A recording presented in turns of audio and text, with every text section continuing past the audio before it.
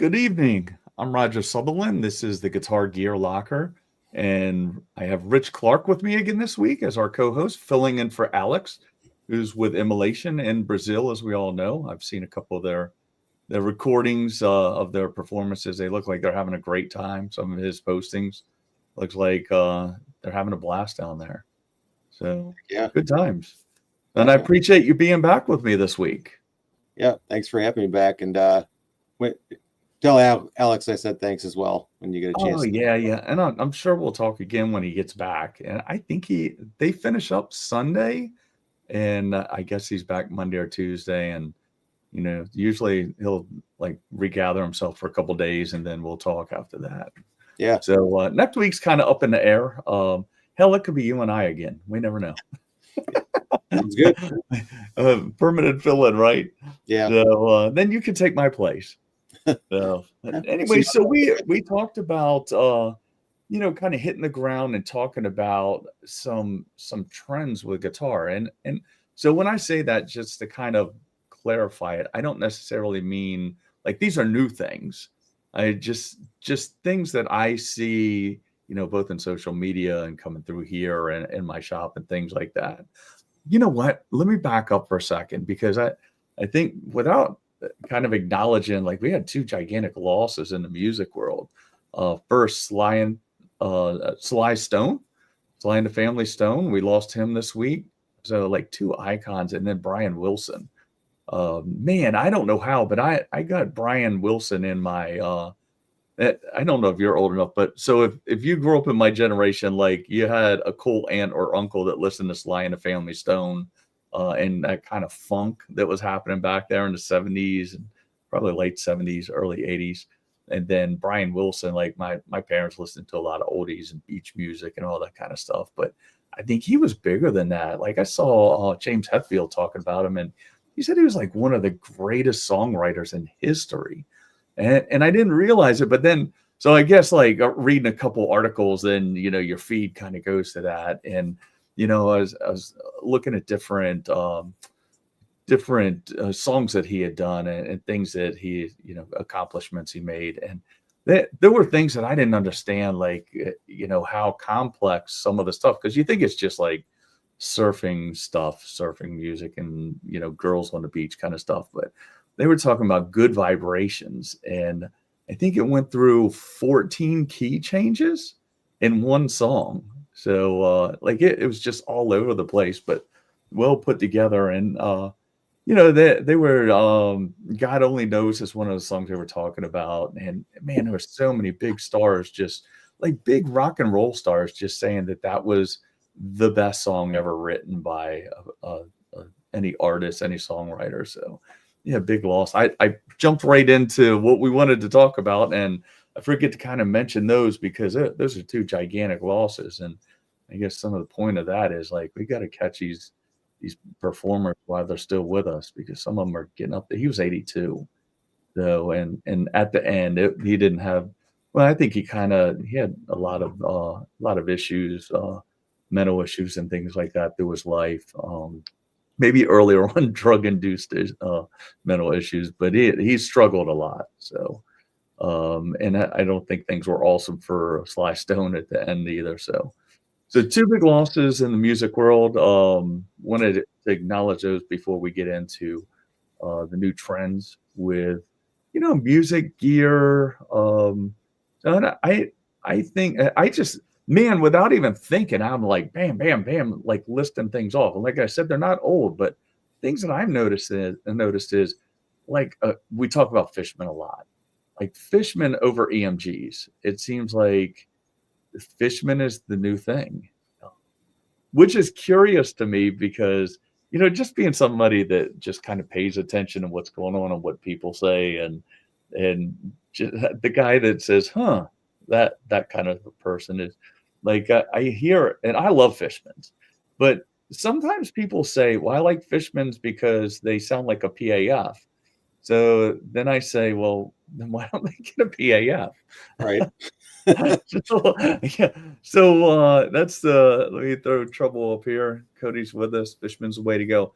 I agree. I love Fishman. So I think Fishman's is definitely, they are a trend that I see, going on right now over EMGs. Although I did just order, this is for an old 80s guitar. I ordered a hum single set of EMGs, which I'm going to install tomorrow. Should be pretty cool. So yeah, I mean, once in a while I get a one-off with some like a 8185. I get those. I like the headset a lot, EMG headset a lot. But I think I like those because they're a lot like the Fishmans. They remind me of those. So that's one single. Oh, I was going to say single pickup guitar. I'm looking at my list over here. So single pickup guitars. I thought I meant single coil, but single pickup guitars. That seems, especially this year, and you can jump in whenever you want. No, that's a great one. Yeah, and I want to talk about the Fishmans too. Okay. But I mean, yeah, when I think about the neck pickup versus the bridge, you really don't see a lot of metal players going to the neck pickup anymore. It's almost like it's obsolete. Right. But me personally, I still love going back and forth, but I'm not really ever going to use the neck pickup unless I'm above the 12th fret. Right. And I'm playing on the high end of the guitar. That's really the only time I'm going to use it. I mean, like sometimes I'll still be a little bit lower, but most of the time it's going to be north of the 12th fret. Right. I picked that up just because I always liked Zach Wild, and he still does that all the time. Right. And I learned to do that from him. And, I think a lot of Les Paul players are usually the ones that do that. I was thinking of Slash, Jimmy Page, they do a lot of back and forth. The only other time I can think when I'm going to use it might be when I'm clean. But honestly, these days, I kind of like the way the bridge pickup sounds a little bit better if I'm playing clean. And this is, last week and the other times I've been on the show, I've talked about how so much of this is just whatever the heck your preferences are. There's not a right or a wrong. But I like gritty clean. I don't like super sparkly, chimey clean. I like to have some grit to my clean, so that's why I like the bridge pickup a little bit more for that. Right. So. All right, let me get to. I love the neck pickup to do crazy sounding solos.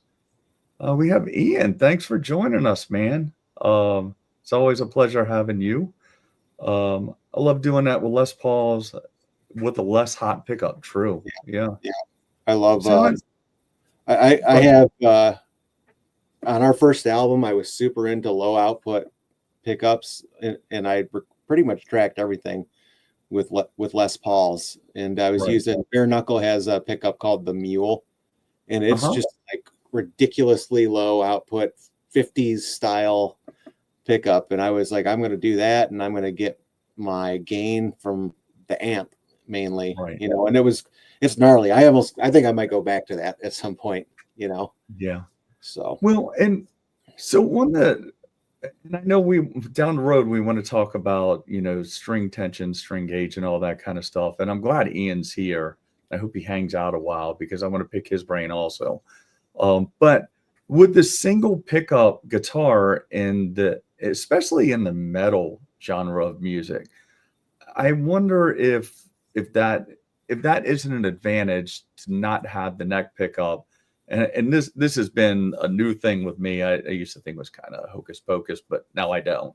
But most of the time you see the lower tunings and thicker gauge strings on the heavier music.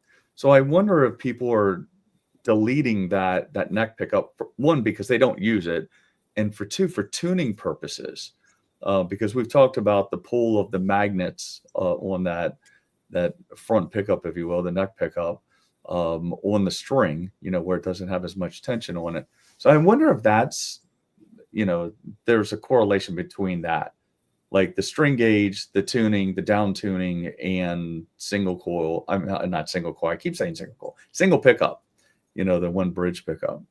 What do you think? Yeah, definitely. I also think it's kind of a pain in the ass to flip your pickup when you're in the middle of a solo. You almost have to deliberately make space in your solo so that you have time to do it and to get back and not get off tempo. Right. So I can totally see that being probably the main reason. But yeah, what you're talking about with the the tension and the pull, I can definitely see that being another reason too. Right. I don't think most people, honestly, I've never even heard that before. So I don't know if most people think Really as deeply as what you're talking about, All right. So I'll and Ian, again, feel free to chime in if you want. Cody, also with you, I'm specifically saying Ian for a purpose. So I didn't know, like I've heard that, right?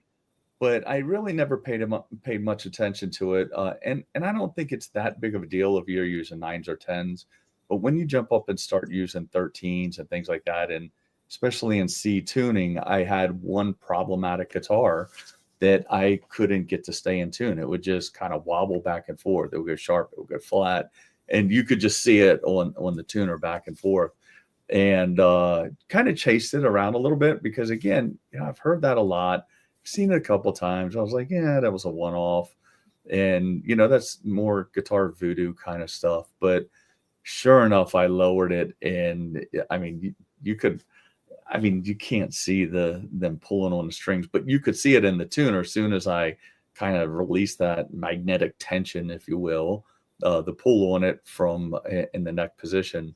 Then I was able to keep it in tune and get the intonation right and all that. And that's been, I think I had talked about it when it happened. It's probably been 6 or 8 months ago. So, I noticed it a couple times after that. Then I started going like, wow, man, how many times did it happen before that? We just didn't notice it. You know what? One guitar we had, so it was a headset. We also had the issue with that ESP that we did, the Alex's that we put the Fishmans in. I think that was, we were having an issue with that. We thought it was something with something going on with the bridge because we had a couple issues with the smaller base plate on the bridge. So we thought it was that. But then in the meantime, I had that other guitar come in, and it's like, I wonder if his, because he has a Fishman's in it, and that strong magnetic pull, and lowered him down on that a little bit, and his was fine. So yeah, I definitely think there's a thing. And we've had a couple people on that said that they Sammy from Goat Whore and Acid Bath, his signature, he said, I didn't want a neck pickup, I don't use it. So and a lot of people talk about it pulling their guitar out of tune. Yeah, I never even heard that, so I just learned something today. That's cool. Yeah. Well, and I'll tell you, I mean, I think you've probably gathered by now, I'll be the first one to call BS on something, because if you can't prove it, then it's just voodoo to me. But yeah, I kind of saw it with my own eyes, and it does seem to be a thing. Yeah, I mean, my vote would go towards mainly it's just kind of like I said, it's a pain to go from the bridge to the neck and not get off. I mean, you gotta, like I said, make space for it. So that's probably the primary reason. Right. I guess a third reason could be you're taking wood out of the guitar by adding that, so it's not as dense anymore, which would impact the sound. I mean, I'm guessing. I'm kind of talking out of my ass on that a little bit. But you could probably see the look on my face. I was getting ready to suck you right into a tone wood conversation. Yeah. And then you bailed immediately. No, I was just going to mess with you doing it because I mean, I don't know. I think the tone is a combination of a lot of things. The pickups, the wood, your playing style, and your fingers have a lot to do with it. Paul Reed Smith, who's not far from me over on the other side of the river, he would say a lot of things differently, and he's probably not wrong. Who the hell am I to question him? That dude's done a lot of testing through the years. So yeah, as far as tone wood goes, I mean, we could kind of sort of go down that rabbit hole, I guess. I don't know a thing about it other than, let me tell you, before we get on a tone wood discussion, let me just give you my opinion. Before we talk tone wood tonight, I swear to God, I'd rather talk politics. So let's talk about neither. Sounds good. Well, that's all I was going to say is the only tone wood that I have an opinion about is a maple neck on a telly. Other than that, I really don't care.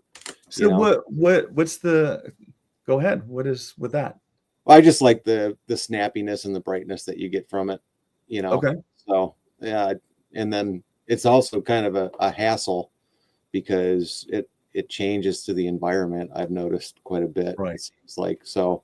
Because I think I had the first telly I had a maple neck, and it kind of warped a little bit with the temperature change and the humidity change that we have up here. So, but other than that, I don't know anything about tone wood. My expertise is elsewhere. I think tone wood is going to be debated for generations to come. Yeah. Hopefully, right? Because that means people are going to be playing and talking about guitar for generations to come. Definitely. Let's see. Next on my list is metal guitars looking less pointy. Have you noticed that? There's a lot of offsets nowadays. In the metal world. And the one is that Jackson that I made the goofy short one that people watch all the time, the Gumby headstock. Yeah, that is like an offset guitar. Dunnable. I've seen a couple of those in there. Spencer with Full of Hell just went, and he's a metal guy. He just went to Dunnable, and he was with he had like a Kurt Cobain model before that he had emptied everything out of. It was kind of a cool looking gnarly guitar. But that's another thing. So they still like their pointed headstocks in metal, but you're seeing more of the non-traditional heavy metal, like stereotypical heavy metal guitar shapes. Yeah. Have you noticed that? I haven't noticed that. I guess I haven't been paying that close attention, but I'm sure that's happening. I was kind of like, I feel like Solar is getting out there quite a bit, and he's got pretty much every shape, but it seems like he's got, the V's and the X's and the Explorer shapes. He's got a lot of those. So, and then me personally, I don't know why I like the Les Paul shape so much. I think part of it is just because to deliberately be different from what everybody else is doing. Like most metal players are going to have, I think, probably a Strat shape or a V or an X shape. So, yeah, that's true. Let's see here. What do I have next? Oh, so here's a trend, like old is new again. But I got to tell you, that's not a guitar thing. That's everything. So I mean, I saw that in my former career where, everything made circles, like things that that were outdated were back again. And that seems to be happening with guitars too. Older style things coming back. You see more people playing with P90s now. Another one is the Marshall, the new JCM, but they made it more like the old JCM 800 with the mods in it and stuff like that. Some of the guitar styles are, Charvel's going after that. Yeah, I saw CMS Guitar is building his own guitars now up in New Jersey, and they're like 80s style guitars. You see a lot of guitar, Tone 80s style guitars, Charvel 80s style guitars. So it seems like that's a trend now, is you see a lot of people making things that were around in the 80s. Yeah, like one that comes to mind immediately for me is the crackle finish from the 80s. That's coming back. Exactly. Yep.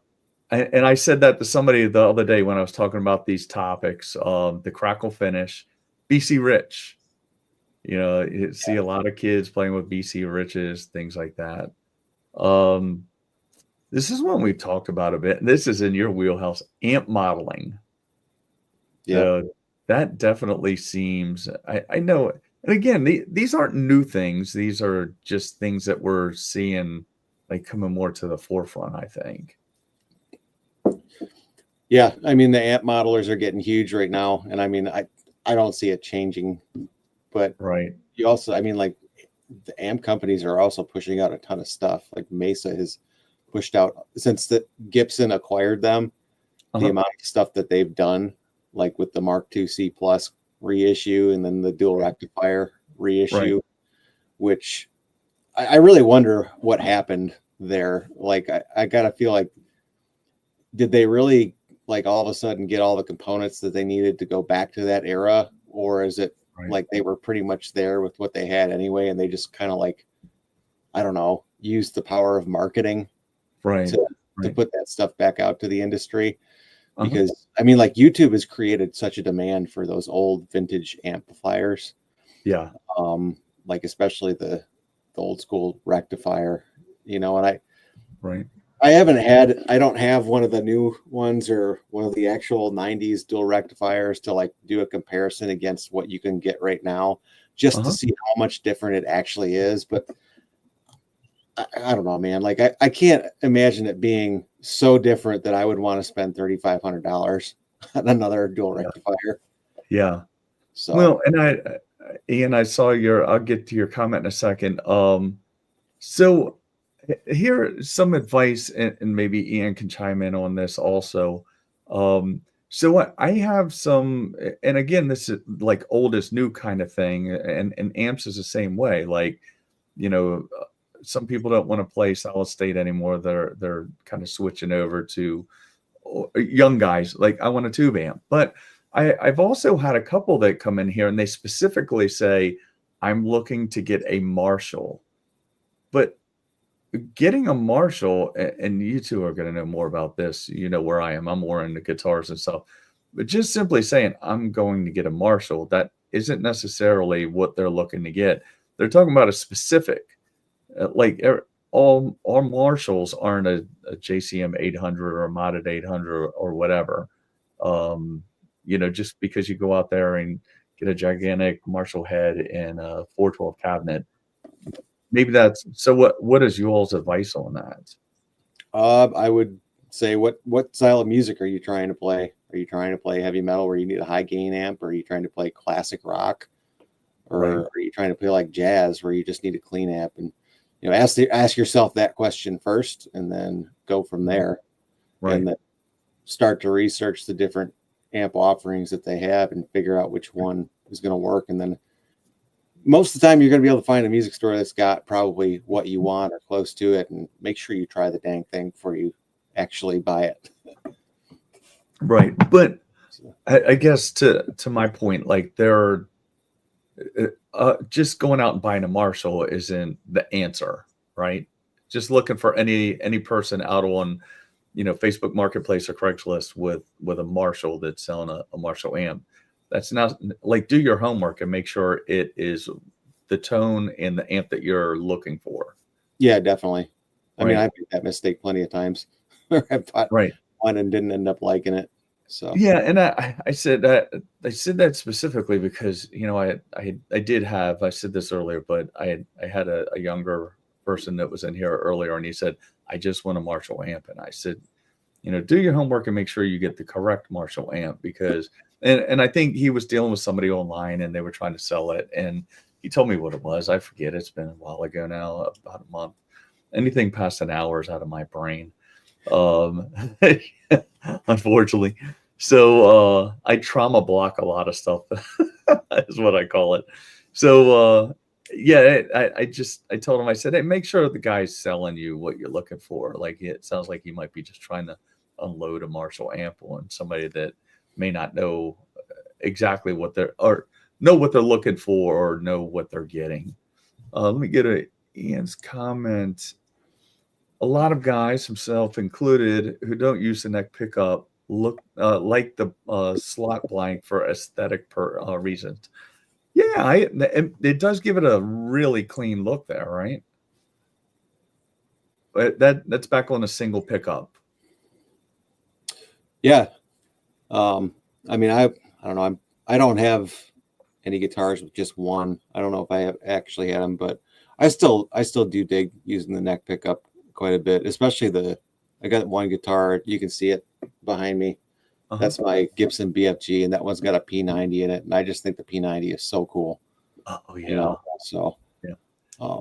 Yeah. And is it okay? Can we talk Fishman again real quick? Sure. And just like, I guess, pickups in general, because you wanted to talk mods, and when I think about what do people do to actually modify a guitar, I always think pickups is probably going to be the number one thing. And like, you see a lot more of this than I do, so you probably know better, but I gotta think that's got to be number one. And Yes. like number two, what else is there to do? Probably changing the hardware, like the tuners, or maybe if you've got a hard tail on the back, you could change that as well. Right. I've done that a couple times, and then changing to locking tuners. And then like a third mod that I thought about that would be popular is swapping out the plastic nut for a bone nut. You know what? I would almost say, in my opinion, that should be first. Yeah. I would go nut first if it's a plastic nut. Well, I mean, nut or pickups. I mean, if you're looking for a sound, but definitely upgrading the nut. And it's pretty inexpensive. I think again, these are just all my opinions and stuff that I see and stuff that I've experienced. And I haven't been doing this like 50 years. So I think that when you get into hardware, you have to figure out, okay, what am I trying to accomplish? So, and I just had this conversation yesterday, as a matter of fact, locking tuners. A lot of people come in here, hey, I want locking tuners. I want my guitar to stay in tune better. And I say, well, what are you trying to achieve or accomplish by putting locking tuners on? Do you want to change your strings faster and easier? Or do you want it to stay in tune better? Well, I want it to stay in tune better, and I hear locking tuners will do it. And I just think that's the wrong approach. I think the nut will help it stay in tune way better than the locking tuners. Locking tuners are now that I'll back up to locking tuners in a nut here on Floyd's. There's a kind of a new thing happening. I haven't tried it yet, but I'm getting ready to, I think, on that white guitar I just got. So the nut that's where your tuning is, your nut and how it's set up and all that kind of stuff. Locking tuners, in my opinion, I don't think. Maybe it could help a little bit, but if you have them locked in there right, if you have the string locked into the tuning key right, it should stay no matter how you have it up there, right? Can you get it more locked once it's locked? Now, that being said, this is a mod that I'm getting ready to try because I've been kind of interested in it. So Graphtech has the Unlock Nut. I don't know if you've ever seen that. And I think it's been out like a year, maybe a little longer than that. And I've been wanting to try it on one of my guitars, but I've said it a million times, I don't get a lot of time to work on my guitars. So the way this works is you put locking tuner on it, works with a Floyd Rose, and it's a special type of nut. It's a Graphtech nut. It doesn't lock down with the hex head screws or anything like that with the blocks. The string just lays. It's kind of like a semicircle round place where the strings go through version of a nut. Kind of hard to describe. Maybe if we have a couple seconds and you remind me, I'll or talk about something. I'll see if I can throw one up here. Yeah, sure. No, I agree with you about the locking tuners. I think that just helps you change your strings faster. So and as far as yeah, go ahead. Now let me put it up on the screen. You hear how excited I get when I find that it doesn't take much. Oh, let's see. Shares. I did get some of the Graphtech locking tuners recently on. What do you think? That Explorer. Oh, they're awesome. I do think that there's definitely a difference. Like I like Grover's quite a bit too, but they seem to be better. And yeah. I also got a Tone Pro bridge on that as well. Oh yeah. That combination of those two that's got the best tuning stability, I think, out of all my guitars. Yeah. With the exception of the 7-string that's got an Evertune on it. But yeah, it's super stable, but it's also a 20-year-old guitar. So oh yeah. Yeah, right. Yeah, so this is the Graphtech Unlock, and I pulled it up on Sweetwater site. So yeah, I've carried a couple of these, but I haven't had a chance to install it yet. So it looked kind of interesting. So you put this on where the existing nut is with the the locking blocks and all that kind of stuff. You take that out, you put this in, and then you put locking tuners on it. And really the function of this, the way I understand it from Graphtech and talking with their tech up there, is this is really allowing the strings to do like strings do on a normal guitar. But it also, and this is kind of what I was talking about, it's like a semicircle that holds a string in. It's kind of almost like a string retainer, you could see the lip over the end, so the string won't jump out if you do a crazy dive bomb and the strings loosen up. They're not going to jump out of the nut. Yeah. That's the way he explained it to me. But yeah, that's kind of one of those different little animals that I haven't had the opportunity to install one yet. But I think like I said, I'm going to do it on the white one and maybe have it here on the show one week and kind of give an overview on how I think it's going. It's either going to work or it's not.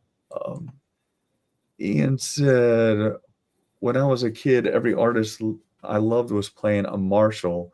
So I was absolutely one of the just had to say Marshall people for my first real amp. Yeah, and I think that is that's what I sensed. And it's not that he was trying to do that. I think he wants a Marshall. He's ambitious, he's young, and he wants to play. And probably all of his heroes and a lot of our heroes had Marshalls. So I think it's a good time, if you have the money. Those modded JCMs that came out are, they're probably pretty cool. And that's if that's what he's looking for. If he's looking to play Slash or whatever, it's probably down that road. And I think that's kind of what he was looking for. So did we beat that one into the ground? No, I mean, not. I think I definitely could talk a little bit about pickups if you want to go there, or do you want to move on to something? Oh, no, we can go. Go ahead. Yeah, I'd said this the first time I was on. I was always a passive pickup player, and the only active pickup that I ever really got interested in was the headset, just because I thought that one. It didn't have like this flat response that I feel like the EMGs have, right? Where, like where you're palm muting it just does not have bite or balls to it at all. Yeah. That's kind of what I felt the EMGs were like, but I thought that his was the perfect combination of active and passive. And so I dug those, and I remember playing them and just feeling like the active pickup, it makes it feel like you're playing easier.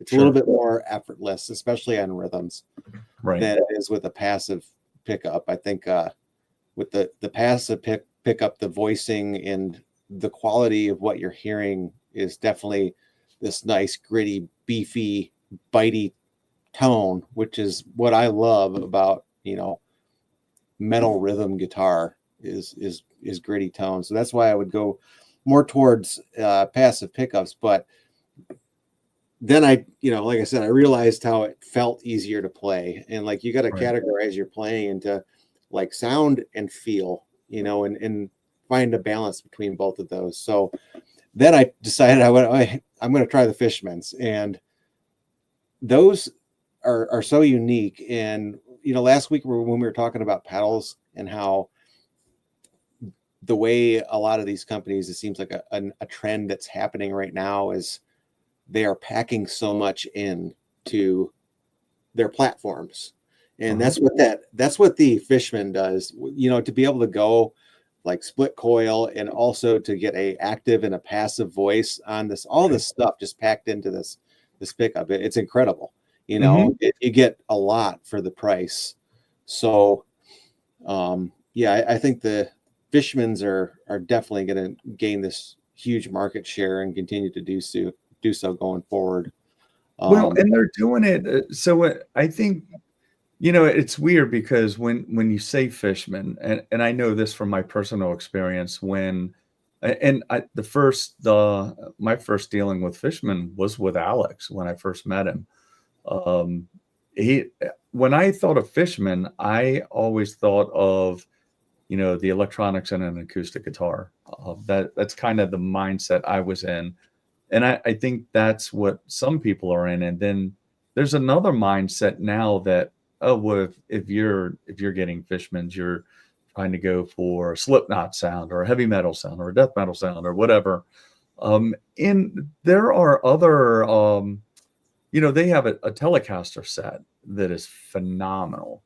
And I don't think people realize that they have so much versatility and they're so diverse. They have single coils, they have a Strat set, they have a Telecaster set. And I was actually had a guy in here the other day that's a Nashville studio guy, and we were talking about the Telecaster set, and I've talked about this before on here. I've installed a set in here, and that Telecaster, and it wasn't an expensive Telecaster.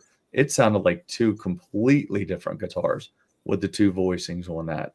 And they're pretty discreet about how they put the buttons in the pick guard, or not really a pick guard. It's on a Telecaster, it's a little chrome piece.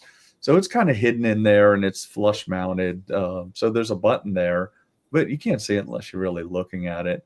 So I think they're doing a really good job at a lot of diversity in sounds. They're addressing a lot of different, the chicken picking to the hardcore stuff. I put in, I just started carrying the Matrix for it's a ceramic pickup, under saddle pickup for acoustics. Man, that thing sounds magical when you put it in a guitar. So yeah, I just like their product. I know I say that every week. So does Alex. So do you.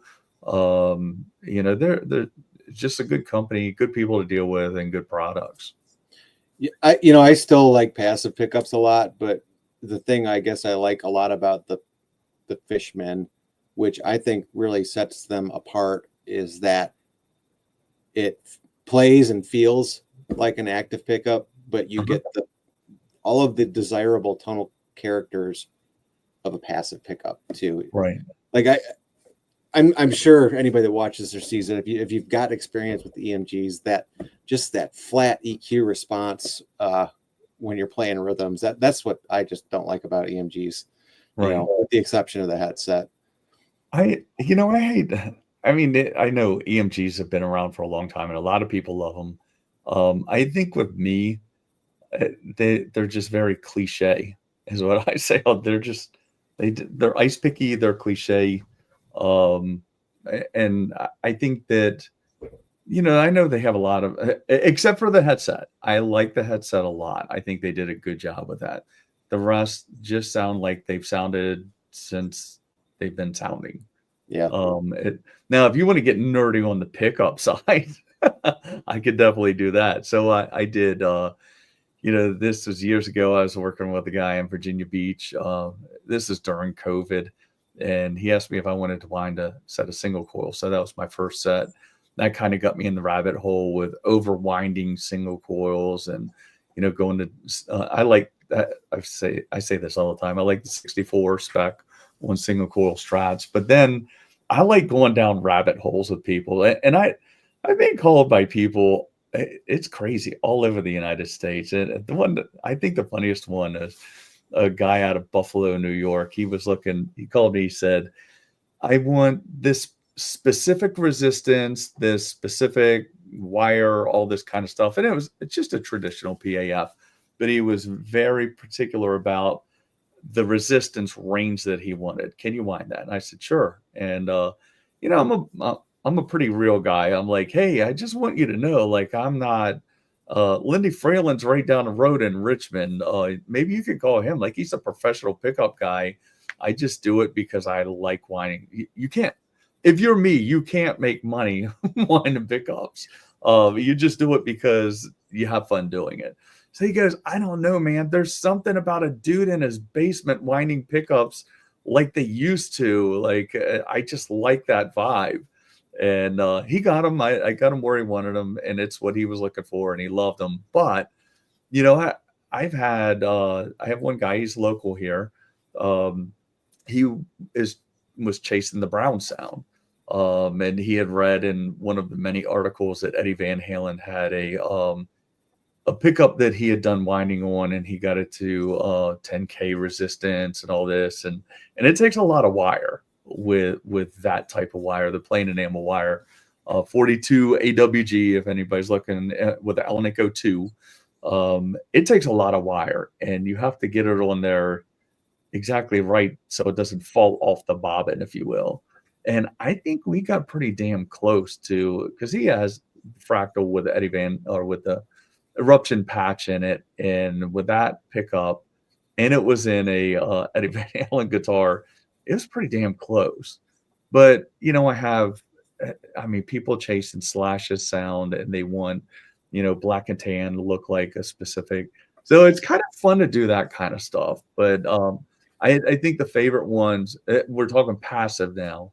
I like to experiment with P90s, do different things with P90s, but I also like my favorite ones that I actually sell quite a few of, is I like to, and I just go on resistance. Like I don't get super nerdy with it, and you don't have to wind pickups. You can wind your own pickups. It's not a big deal.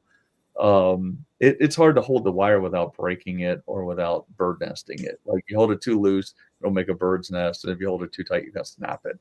But it took a lot of trial and error, and I have one that I get to the bridge at about 9K, which is pretty hot, with the Elnico 5 in it, and the guys that play metal music around here seem to like it a lot. So yeah, that you talk about a rabbit hole. Wind a pickup one time, and you're just hooked, and then you start. Well, and here's the other thing, you would stand a chance, like with the exception of somehow PRS has their, here's how many winds you put on a bobbin out on the internet, and Fender, you want a 62, 63, whatever, they have put this many winds of this type of wire on this bobbin. They have them all out there on the internet. But if you look at Seymour Duncan or Fralin or anybody else, you would stand, or any person winding pickups, you would stand a better chance of getting a nuclear code than them telling you how to make their pickups. I have never seen, especially a man or a guitar guy, hold a damn secret more than, I think they would hold that secret tighter than an affair. It's crazy. Yeah. So I've asked, like, how many wines do you do? I can't say that. I can't tell you. So you literally have to figure it out yourself. I know that was a long, dumb story, but I mean, it's like their intellectual property, basically, so. Yeah. And I mean, it's pretty easy. I mean, you can go on Stu Mac or anything else, and they can, if you wanted to wind a humbucker, there's directions right on there. Now, if you want it to sound a little thicker or a little thinner or whatever, there's different things you can do to it, and you can figure that out. But yeah, that's another rabbit hole to go down. And that's something like talking about kind of new trends is I have a lot of guys. So some guys will ask me to wind pickups, and it's kind of time consuming for me to stop everything and do that. So I don't always do it. But I usually keep a set around here if somebody wants a set. But I have people coming in here with bare knuckles, and was it Dylan's Got Tone, that guy that does a podcast? He sells Dylan pickups. He makes really good pickups. So and you can kind of, I know this is going to sound like more guitar voodoo, and I said I don't like guitar voodoo, but I think you can definitely tell a difference between a hand wound pickup and a machine wound. And they're all wound, they're all done on a machine, but that kind of methodical laying a layer of wire, right to left, left to right, back and forth across the bobbin. And, a dude sitting in his basement going like, oh, I need to balance it out a little more to the left, a little more to the right. And it adds, I think we overuse the word articulate in pickups. But it does add like more definition. Like I always say, like, if you play an open C chord, you don't hear like the C chord, you hear every string in the C chord. So am I freezing up or anything? No. Okay, cool. Because I keep seeing like a little thing up in the corner, like a little Wi-Fi signal, and I'm on a hardwire. I'm not Wi-Fi. So I thought that meant maybe I had a bad signal, but yeah, so that's another rabbit hole to go in, but you should try it one time. It's a lot of fun. I mean, Yeah, people don't realize they can make their own pickups. I'll I get mean, hooked on it. yeah, I don't that even know the hobby.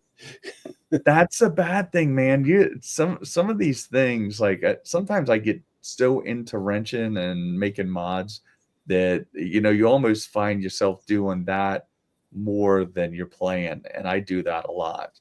So here's a couple, that I didn't have on my list, but you were talking about mods now. I'll have a guy come in. Have you ever heard of a blower switch? No, I haven't. Okay, so I had a guy come in, blower switch. So, and I think this was an 80s thing. Maybe it wasn't, but I think it was. So it's basically a toggle switch that people will have me install once in a while that bypasses all the electronics and takes the bridge humbucker right out the output jack. Like direct, like no volume, like full tilt. So it's like wiring a pickup directly to the output jack out to the amp. They call it a blower switch. So I've done those. That's kind of like a blast from the past thing that I see occasionally. I have a couple guys here locally. One was in the comments a couple weeks ago. The guy with the heavy Strat, he has a kill switch on his, and he doesn't. Basically, we'll call it a kill switch, but it's an on-off switch. So, instead of having between songs or whatever, if he wants to just kill the signal, he just flips the switch up. And then last week I had another Strat in here, and this was a young guy came in here, and he has one installed. That was the guitar I showed 2 weeks ago that somebody butchered with a chisel. Putting the kill switch in. So I see those occasionally. Treble bleeds, that's a big thing. And I like them. I have one on my Strat, but I think at this point, the black Strat we talk about occasionally is kind of a demo guitar. At this point, I think that guitar has everything except for curb feelers on it. So every time somebody mentions a mod, I test it out in there. So I think that's a good mod. I also like on Strats, a mod that I like doing on Strats. I did on one of mine, but not the other one, is a master tone rather than having two tones. That way you can move the volume down, take the volume, move it down one, and then have one tone, one volume. I like doing that on Strats too. And there's a few people that have me do it. But then when you see, like there's Schecter's version of their Strat body, when those kinds of guitars come in, like the newer guitars, they almost never have the dual tones in it. They'll have a master tone, and they move the volume down out of the way. I guess that's another trend too, is doing away with the tone knobs altogether, just having a volume. True. Yeah. Honestly, I'm totally cool with that. I don't need the tone volumes. I've always got everything at 10, and unless I'm playing a Telecaster, I'm not using the tone ever. Right. So. Yeah, and I don't. And I know that there's some guitars that I see that, they have the tone that they do something like they're a tone from 0 to 5, then from 5 to 10 they're different. They're like a mid boost or something like that. I've seen some of those also, but I generally don't use a tone. And I think the white guitar I got, that 87, the LTD, I think it just has a volume on it. Volume and a 3-way switch. But yeah, I don't need any of that. Half the time it is funny. So I've had a couple of customers. So what I kind of do when I'm working on a guitar, I literally do the same thing every time. The same way every time, and probably a lot of that is my upbringing in the fire department and the way you do things.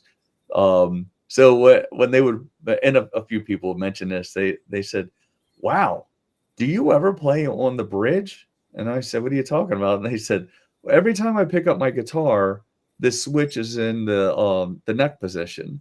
And it's because, when I'm testing things out, I that's the last place I flip the switch. I test the bridge, I test the neck, and I just kind of leave it there. So they were like, do you just, when you test our guitars, you just always play on the neck? You never play on the bridge? But don't you get the truest tuning if you're in the bridge? Yep. I'm sorry. A lot of people don't know that too. Yeah, that's the best way to get the tuning the most accurate. Yep. And of course, we all know like the intonation and playing position and all that kind of stuff. Yep. So yeah, so let's see what else. So I know Ian will probably like the last one, and I didn't know he was going to be in the comments tonight. And maybe I don't want to say it because maybe he doesn't want to know. Nobody will know. So here's a good one. So selling out guitar companies to corporations or holding companies. That's a new trend, I think. Really? Yeah. Like Guitar Center is no longer owned by Guitar Center, and they haven't been for a long time. Fender's not owned by Fender. Reverb got sold to Etsy, and now it's sold to Fender, which is owned by the 15 other holding companies, whatever. So I just put that in there as kind of a little interesting thing. Like, yeah, we don't. Like, I think I love to see I talk about Kiesel a lot. I think Kiesel makes phenomenal guitars. I think that I know their owner Jeff Kiesel isn't everybody's cup of tea. I kind of like the attitude because I kind of have that attitude a little. But he's passionate about what he does. He makes a good guitar. It's like custom shop level guitar, but they're also like they've been a company forever. Carvin, now Kiesel. So yeah, and they're making them in America. Let's see. So my next one is guitars made in Indonesia.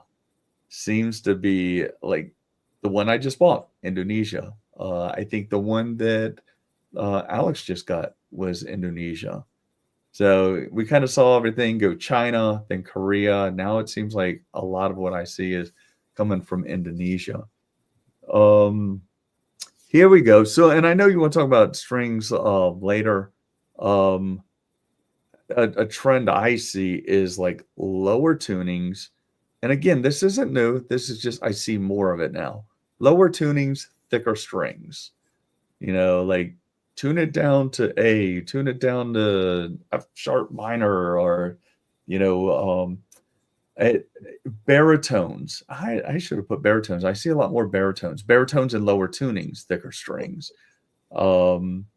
We talked about vintage. I had vintage wiring. I get that on occasion is people will bring me a guitar and say they want it wired up like a vintage guitar with like cloth pullback, which I love doing, by the way. CTS pods, orange drop capacitors, cloth pullback wiring, 2 humbuckers. So I'll have guys that's like a mod they want done. Here you go. Just a little funny. Tarriff scares. Oh my God. The price of guitars are going to be off the chart because of tariffs. And then I said it last week, I've seen more. I got a 15% off at one. I see sales every day. There's something I need to get from StewMac, a tool. And sometimes I'll just stage things in my cart because I know there's going to be other things over the next day or two that I forgot to put in the cart. Yeah. And man, it wasn't a half hour. They're sending me reminders to buy it and sales and all that. Let's see what Ian says. Carl from now runs his guitar like a blower switch, and I have a P bass like that as well.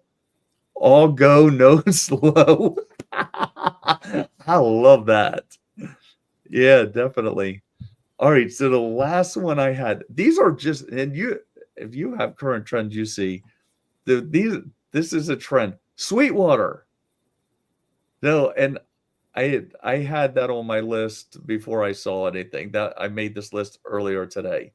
And I'll tell you why I'm saying this later. But Sweetwater, everybody talks about them. They seem to be the go-to.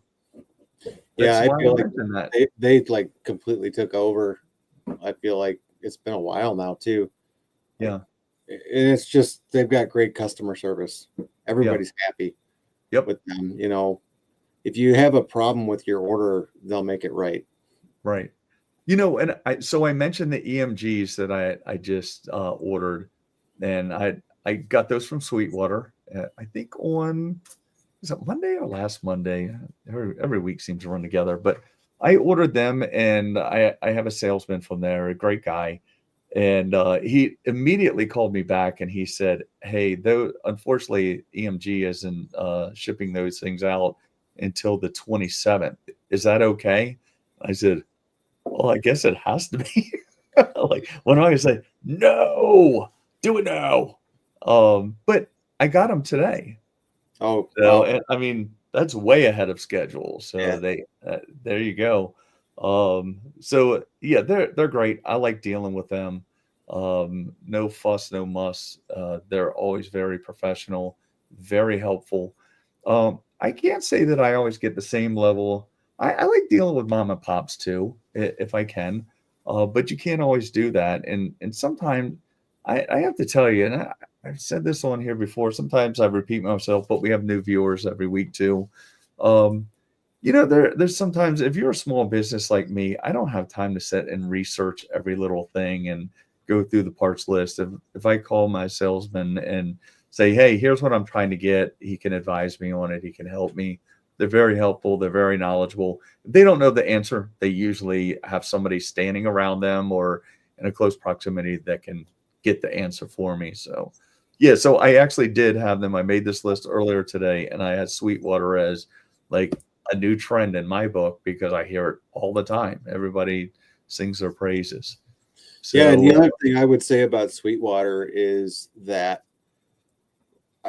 there's a lot of trust for me, and I think pretty much any consumer that's going to use them. When I order, rarely when I order something from Guitar Center or Musician's Friend, I'm always kind of a little bit worried that something's going to be wrong with the order, or something's going to go wrong. I have right, complete trust when it comes to Sweetwater. right. Well, the problem that I have with Guitar Center is I try to give them money occasionally. I talked about it last week. On that EVH, on that LTD I tried to give them because I mean, unfortunately, Sweetwater wasn't running any sales on either one of those. I tried to give the other one money and they will not take my money. I cannot get anything going with those guys. I try occasionally, but whatever. They don't want my money. I don't mind. Somebody will take it. Yeah, I had the same thing happen. I was trying to buy a vintage Mesa Boogie amp. I emailed, they say on there, like used gear. Guitar Center's got a ton of used gear, and you can go on the website. Just like if you have a question about this piece of gear, email us. Okay, I will. Uh-huh. So I've sent an email. I'm like, I think I was asking for like 75 off their asking price. Yeah. Guy responds to me and says, "That's great. Sounds good. Contact the store and we'll get you set up." And I'm like, "Well, can I Might I just just call can you? I get right? Can I just deal with you?" Yeah. Since you just answered me, and then Yeah. radio silence, nothing Yeah. back. So that Yeah. would never happen with Sweetwater. Well, and I think our local we talked about Guitar Center a little bit also. Our local, I think they try. The manager there tries, but I mean, when you're owned by a group of companies or whatever's, it's tough. Like they're a large moving ship, and I don't think that they're like in that group of owners or whoever owns them. I don't think they're the big fish, so they try to do what they can do. I know they have the new CEO and he's trying to do new things. All I've seen him really do is well, I know there's a lot of scuttlebutt this week about Fender and Gibson going direct sale, and the article of him saying, "Well, I'm not really worried about that." He probably should, but I talked weeks ago about their repair prices going up, and I don't know how you sustain that. Some of the prices that I saw coming out of there, but whatever that they'll figure it out. They're a big company. If they sometimes I think they're their own worst enemy, and what we see here in this area, and it's not all the guitar centers around here, but we see like a constant turnover, like always new faces. And it used to be if you went in there, you would know who you were dealing with. You would see them. They stayed. the guitar tech that was there, he was there for years. Everybody around here knew him. Their new guitar tech seems pretty good. Our local guy at the Guitar Center. But I mean, when you're swamped, there's like one guy trying to keep up with that mess down there. So, but anyway, it was enough one Guitar Center. Kind of a downer. So, anything else on trends you wanted to talk about before we go into your list? I feel like we definitely were pretty thorough on that. So yeah, let's go something In other else. words, we beat the dead horse enough. Yeah, we beat that thing. Yeah. All right. So you wanted to talk about string tension and balancing tensions with thickness and guitar tunings. Yeah, I think this is a pretty important topic, especially if you're a metal player. Is you got to kind of start with, okay, what are you going to tune to? Is going to be E standard, D standard, C standard. It's some other tuning in the wide range of metal tunings that are out there. Mm-hmm. And for me, you know, I went through phases trying to find what string gauges worked for me best. And I like to have a lot of tension because our style of music, you know, it's very rhythmically aggressive. It's Fear Factory is a huge influence. Dino Cazares and these players that play all these thematic, aggressive rhythms. That's what I like. So I like to have tension and floppy strings. You can't have that at all. Right. So yeah, I just wanted to talk a little bit about that. You know, like what are the different tunings that are out there and what string gauges people are using. So personally, you know, most of our songs are in D standard. So I was at one point I was doing, I think 54 to 12, which is pretty thick, you know, but the tension was right there. The strings were real floppy. It just, I eventually switched. I think now I'm using, so I put these up here so I could talk about it, but I've been using the String Joy 52s to 11.5. And so it's like enough of a hybrid between the top end and the low end that, you know, across all strings is still getting the strings are a little less thick, which makes the playing easier. But I'm still getting the tension that I want, you know. So, yeah, I just for the show, I thought it was just real kind of a cool topic to bring up, you know, just the overall importance of having strings that have got enough tension on there for your rhythm. Right. Now, when you're saying tension, what do you mean? Just like the tightness of the strings. So I guess if you're playing maybe like a trem pick riff, the string's not all floppy. So when you're playing in a lower tuning, the tension, do you feel the tension gets looser? Like well, I would have to change the string gauge. So if I do, we have a couple songs in C standard. Right. So I just use different guitars for that, and they're always in C standard, and I've got you know, different thicker strings on that. So like I think our C standard songs, I've got 56 to 13 on there. Right. So well, and it's interesting because you know, I've had there's one that sticks out in my mind. I had a customer pick up a Strat, and he plays in a band in Northern Virginia up near DC, and he Stevie Ray Vaughan kind of stuff, Hendrix, and then rock, just a hodgepodge of everything. And we took his guitar and went from E to E flat. And you know, I hate the dreaded text, you know, that you get sometimes. It's like, hey, what tuning was this in? The strings feel a little bit different. So then he called me, and we talked. You know, I was like, oh boy, what happened? And he said, well, the strings don't have the tension in them that they used to have. And I said, what do you mean? He said, they just feel looser. How can we make them feel tighter? And I said, well, it's kind of physics, you know, and I wasn't being smart with him or anything. You know, it's just, we're kind of like walking through this issue, you know. I said, well, if we make the string feel tighter, then we're raising the tuning. We're going back up to E. And, you know, we kind of talked back and forth. I said, you know, it's physics. You loosen it, it goes to E flat, tighten it, goes back to E. So if you're used to the the way that the strings feel, the tension, the tightness at E, you're not going to get the same thing half step down, or when you started going into same gauge strings into lower tunings. And I could tell that the wheels were turning. I think he was driving. He was like coming back from practice or something. And a couple hours later, he called me back and he goes, "Man, I really appreciate you doing that." And I said, "What part of that are we talking about?" And he said, just being pretty blunt with the answer. He said, because I feel like I could have taken it to another tech and they probably would have put their screwdriver on it and acted like they were doing something. And then in my head, it would have fixed the tension. He said, but it was just kind of in my face. But it just kind of is what it is. Like, that's why I asked the question. Like, but I noticed even so, Alex is 13's in C, and I would say that the tension, that it doesn't feel slinky, if you will. You know what I mean?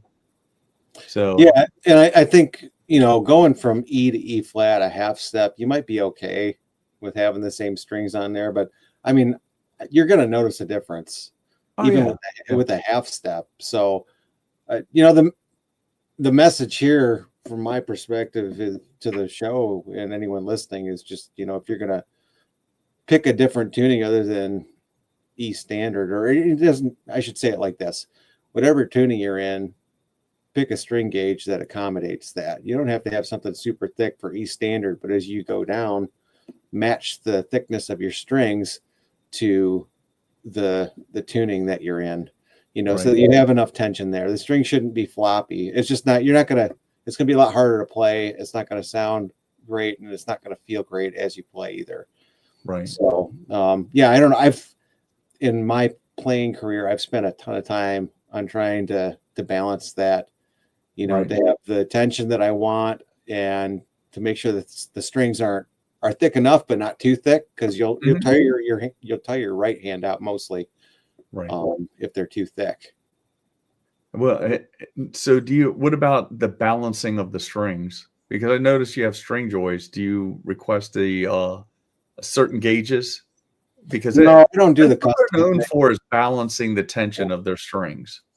I don't do the custom thing, just because I figure that they're way more of an expert than I am about that. So if they Right. picked, all the numbers for each 6 of the strings on there, they know what they're doing. Yeah. So I mainly look at the low E and the high E and go from there.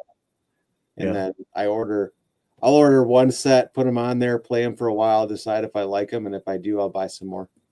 Yeah. You know what? I'm glad we talked about this, because I'm going to mention, first of all, there's a young guy that comes in here that uses string joys, and he gets custom sets almost every time he comes in. He came in the other day, which brings me to a different topic, and I know this wasn't one of your topics. I can't wait to get to your next one. But have you heard of Edwards? Edwards No. guitar? So it is, as I understand it, this is the first one I've seen. So it was a V, like a Rhodes V. He brought in an Edwards, which is Japan's version. ESP makes it, so it's like their LTD. So I think it's Edwards over there, it's LTD here. And I'm telling you, coming from somebody that just bought an LTD and just arrived last week, and then a couple days later, his Edwards came in and it was new. It was way, way, way better than the LTD I got. Wow. The quality of it. Yeah. The frets were flawless. They felt great on the fret ends, felt good. The finish, even in the cavity where the springs are, the finish in there was awesome. And it's usually, you never know what you're gonna get when you open up the back of a guitar. The quality on that, so it's odd to me, and I wonder why. I wonder why ESP/LTD/Edwards. I wonder why the quality, and maybe it's just that guitar. Maybe it was a one-off, but I wonder why the quality, the build quality, is so much better for Japan. And it was, I think, built in Indonesia, just like mine, but the quality was way better than the one I got for here. Yeah, I've thought about that too. Like you see the differences between like the Asian countries and everything that make guitars, Korea, Japan, and in Indonesia. Gosh, man, I got to think that it comes down to a cultural thing a little bit. Yeah. You know, a culture that cares about attention to detail and genuinely wants to do a good job. But if they're both built in Indonesia, though, but they're directed, so they're both built, maybe even the same factory. I don't know. But one goes to Japan and it's named Edwards, and one is sent to America and it's LTD. Yeah, that's weird. I But don't know. one is a higher quality than the other, in my opinion, from what I saw, like way higher quality. Are they priced the same? Yeah, they were both around $1,200. Hmm. Now that one's probably more expensive now, post whatever is going on with tariffs between us and over there. But yeah, it was a good guitar. You should look them up. It was nice. I was I think surprised. The strings made me think of that. I wanted to talk about it. I forgot to put it on my list. Edwards. I feel like that James Hetfield had a guitar he played in the 2000s that I thought might have been an Edwards. It almost looks like a Gibson Les Paul. It's like it was purple and it had a yellow binding on it. Yep, that could have been it, because they make all different types of guitar shapes. Yeah, and I was like, wow, that guitar is awesome. Where the hell did he get that? Yeah. So I now you know. It's ringing a bell. And now I know. And I guess my real question for ESP is like, why? Like, why? I mean, one makes a left turn, one makes a right turn, one's higher quality, one's lower quality. Yeah. I mean, to your point, like, there probably is a cultural difference. Like, Japanese players aren't going to put up with that shit. And I feel like they send it over here and they're like, oh, they'll deal with it. They have to send all of their guitars to get a setup when they buy them brand new anyways. Yeah. They're used to it. So sorry, didn't mean to derail us, but No. that was the strings made me think of that, because he gets custom strings every time he comes in, and he had a set the other day.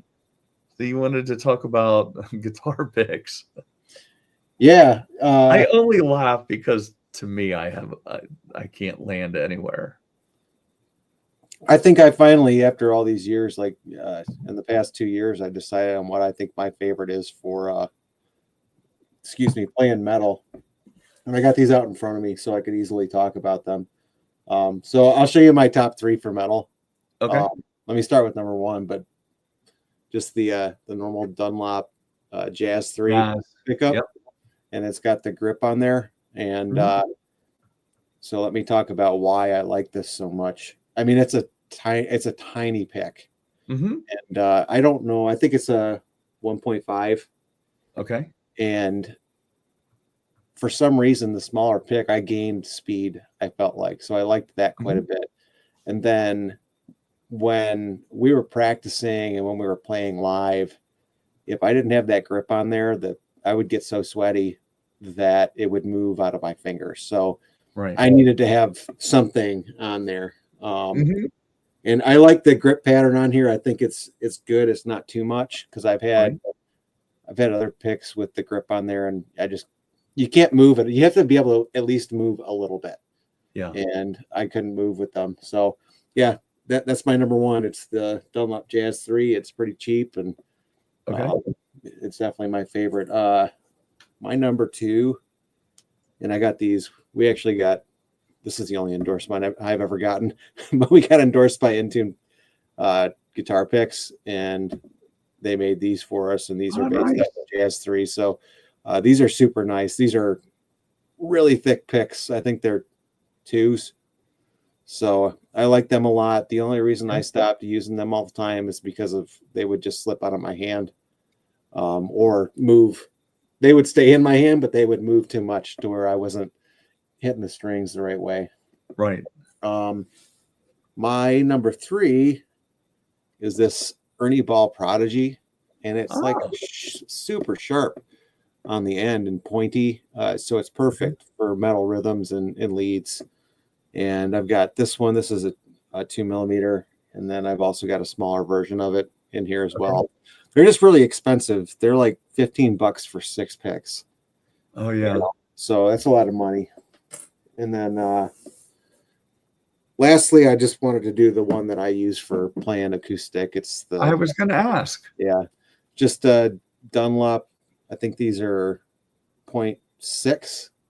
Right. So a little flimsier for Yeah, strum. a lot thinner.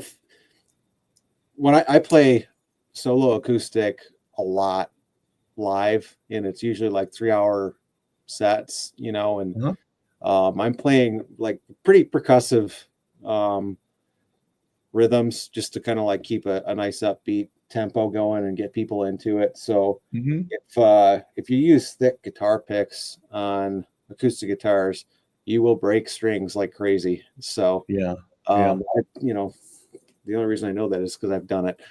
Kind of seems like to me, I don't know how to explain it. Almost like if the pick is too thick, it almost deadens the sound of the string ringing too. I think. Yeah.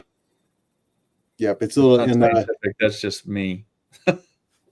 So I like the thinner pickups, but yeah, those are mine. And the Dunlop Jazz 3 wins it for me. So let me hear yours. Man, I've been on a search. So I've said this before. I'm left-handed. I play right-handed. So that's already wonky. And I have super rough hands. So, and you mentioned grip. So, you know, I started with the, what are they, snarling dogs?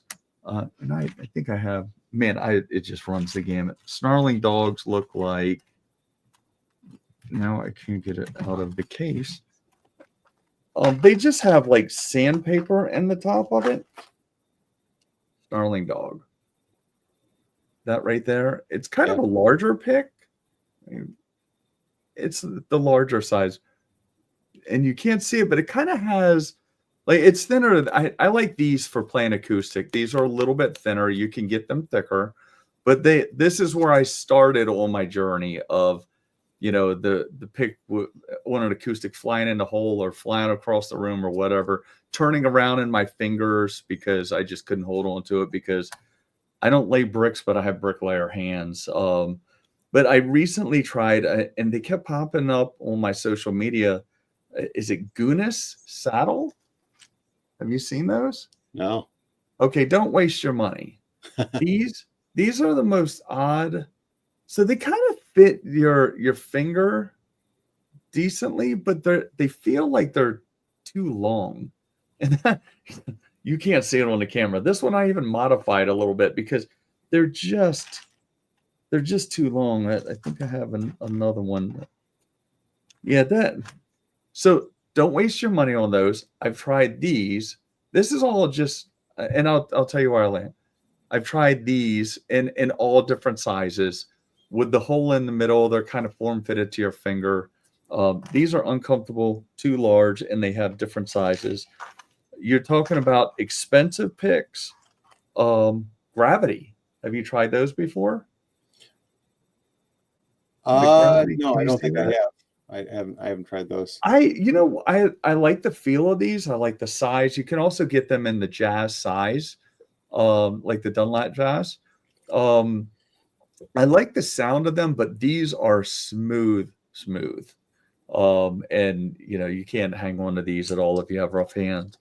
So we had the same kind of discussion with Josh from Cattle Decapitation, and he uses this pick, and I like it a lot, but it is very harsh.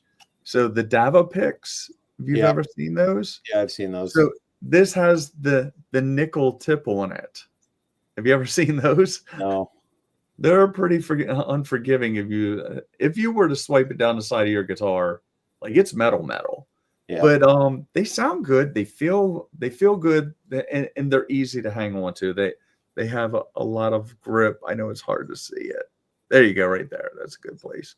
A lot of grip. So these are good picks with electric guitars, especially if you're doing kind of chuggy stuff or even some faster picking. They're good for that. On acoustic, you can definitely hear the metal kind of raking across the string of the windings in the string. Here's a larger example of the Guinness pick and how big it is. that thing is gigantic. Yeah. But you know what, they're kind of on to something. They just need to do better. If they could get kind of like the jazz size in this, it does fit your thumb very well. It fits right in there. Like that. I'll tell you where I landed here in a second. I've had people make wooden picks for me. You know, I have a lot of guys that either build guitars or they're woodworkers and they make guitar picks. But I think the ones that I like the best are the I've tried the jazzes like you're talking about. I like those. But as far as for grip, I mean, you can hear that thing rattling. There's a shit ton of picks in there. I like the size of this one. It's like a jazz, but it has a rubber grip on it. So it doesn't slide around in your fingers while you're holding it. And there's also a bigger, this one here that I showed with the metal tip is a little bit larger. It's a larger, I wish they had the metal tip in the smaller jazz size. So those are kind of my two, is the larger one with the metal or the nickel on it. And then, but rubber handles, rubber grips on them. I can't hold on to anything else. You know, I think it's a combination of having like super hard skin on my hands, like rough hands, dry hands, and I'm playing weak-handed, you know, the combination of all those. So I like the rubber Dava picks. That's kind of my go-to now. And yeah. I've tried some other ones. Everything that says it has maximum grip, but just can't. If it's not rubber, I can't hold on to it. Yeah, the one more I thought of was, I forget who makes these, but it's hard to tell on my camera. There's material in the middle of the pick has been removed to basically create a divot for your fingers to go. Okay. And a couple years ago, the guy who we use as basically our videographer for all of our music videos and then like playthrough stuff, his name's Aaron. And we shot some video material and we were going to try to send it out to it. It never saw the light of day, but anyway, like I got to sample these picks and let me see the top of it. Is that like a double-sided? It's like a teardrop shape. I have that. I have it in black. And it glows in the dark. But anyway, there's a bunch of material removed from the middle. So I think the concept's cool, but I also think it makes the pickup too thin. Yeah. It would work fine for other styles of music, but you know, aggressive rhythm playing. Like I think I have that one, but the thicker version. Now, here's my question: when you're holding that with the pick side down, if you will, and I guess it's double-sided, do you feel like that point on the other side hampers you in any way? No, probably not. They would round that off. I never even paid attention to that until right now. Yeah, I think that is for, you know, maybe a different application. I don't know. Yeah. But yeah, so that's the pick discussion. Heck yeah. There's our favorite picks. And I mean that's and I know there's some people I see. I have one on the shelf back there. I find some old 80s picks. It's really interesting to see what players played with back in the 80s. There was one that somebody used as a shim in a guitar that came in here. And it is pink. It's a pink pick. And it is wafer thin. It's really interesting to see what they were using for picks. And now there's like a pick for every day of the week. You know, if you can name it, there's a pick for it now. Yep. Is your buddy Ian still on? I see we still have one watching. I don't know if it's him or somebody else. So he was mentioning Carl Sanders from Nile. I follow him on Instagram and I never ever post on there. I just kind of like look around on it. But he last week posted this company called Lunar Black, and it's got a sweet looking metal pick on there that's got the same thing where they've removed some material in the middle, but this one looks like it's actually thick enough, and it's got like the rounded edges, which would be perfect for aggressive rhythm and lead playing. So I went and checked that out, and I was going to buy some of them, but I think it's like how much were they? They were like $2 or $3 a pick. So it's called Lunar. yeah, Lunar. Let me see if I can throw it in the Wait a chat. minute. I think I found it. Hold on. I don't think I can share it on a screen though. Oh, I found it. I think. No, it's like an Instagram. It keeps pulling up an Instagram. Am I sharing? No.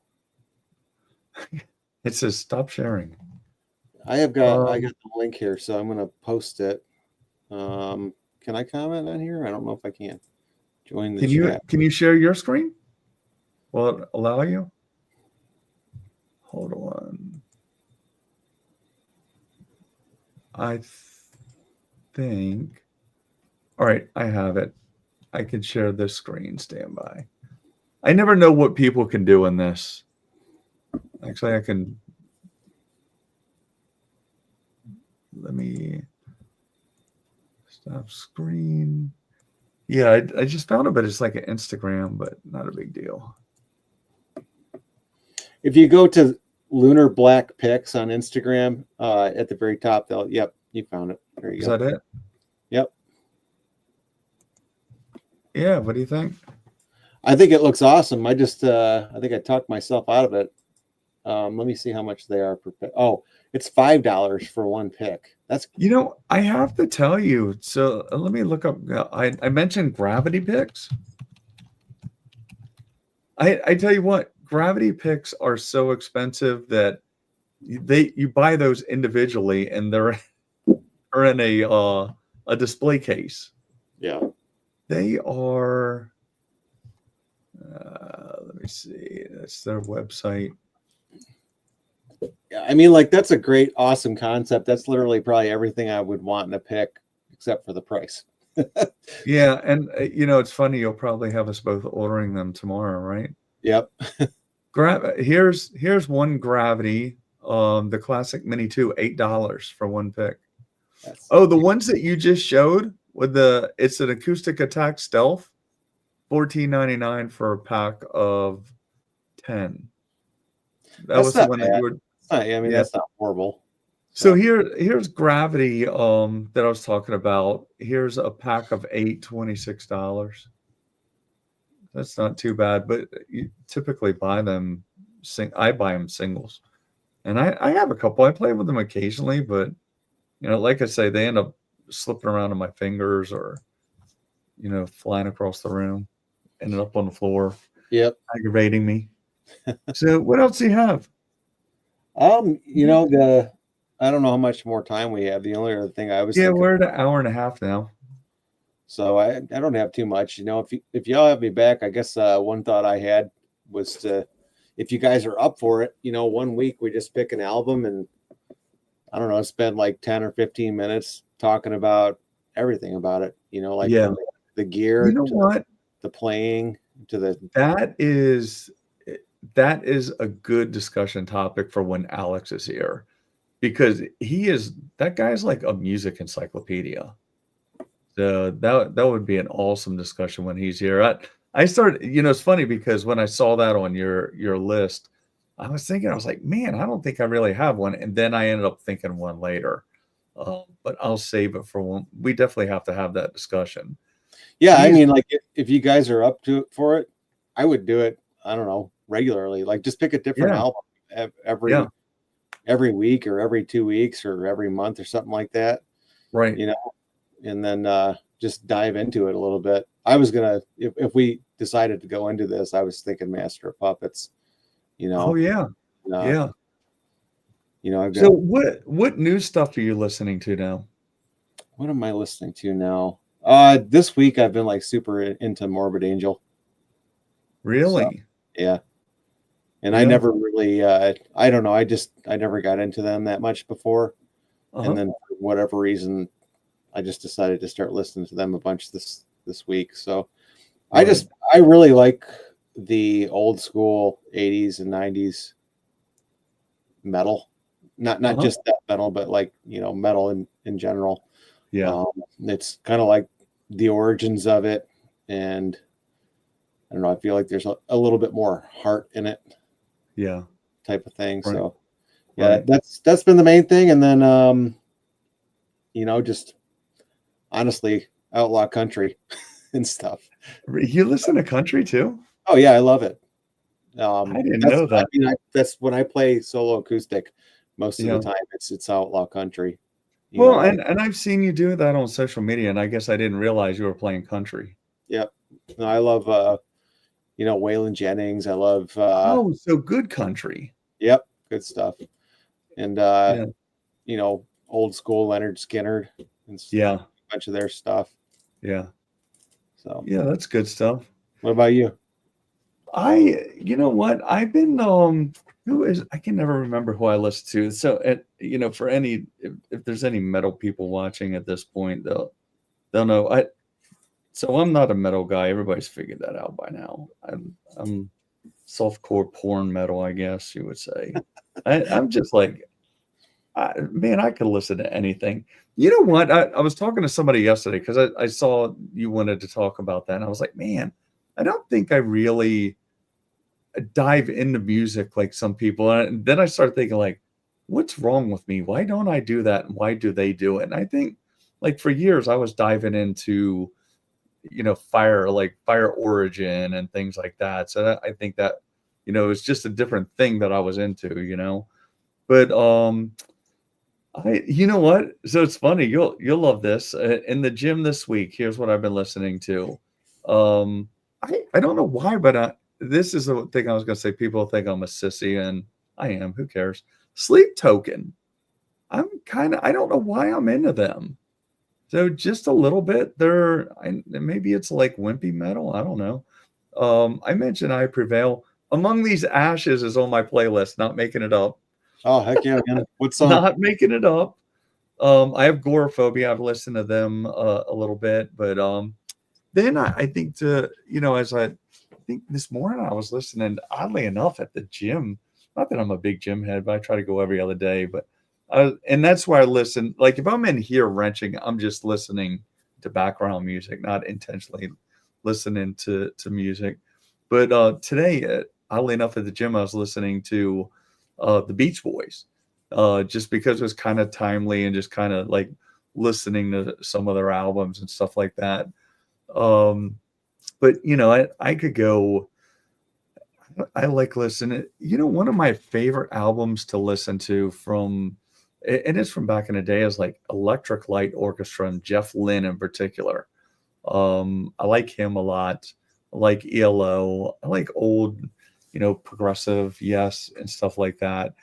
But hell, it's like I say, I'm a musical whore. I listen to, especially at the gym, it could be some like hardcore metal or hardcore rap or DC Go-Go, and you've probably never heard of that. I don't need, yeah, I don't even know how I would explain it. So you have to look it up, like DC Go-Go, like Rare Essence or something like that. Chuck Brown, you probably heard of Chuck Brown, right? I don't think I have. It's that kind of, yeah, there was a song way back in the day called Do It in the Butt. It's kind of like a funky, I mean, nowadays people don't flinch. Back then they were like, oh my God, what is that song saying? But yeah, that was actually a kind of a mainstream song. And it's like DC Go-Go, and it, growing up inside the Beltway, we all used to listen to that stuff. So man, I'm just all over the place. I'm not focused in on, like, I feel like when Alex and I talk about music, he's like laser focused in on, old school death metal or old prog stuff or Pink Floyd. And he's dissected it, knows like every minutia point of it. And then I'm like, yeah, I just listen to songs. I feel like an idiot when I talk to him about music. Yeah, But, well, I mean, I think I've talked about that every time I've been on the show. Like I've expanded the way I listen to stuff. Like from when the first time I listened to it, now I listen to things. I still listen to it from the perspective of getting enjoyment out of the song and the songwriting, right. and whatever it's about. But I also get a lot of enjoyment out of listening to how the musicians are playing, what techniques they're using, and what production stuff they've used, guitar tones. I really get a lot out of that.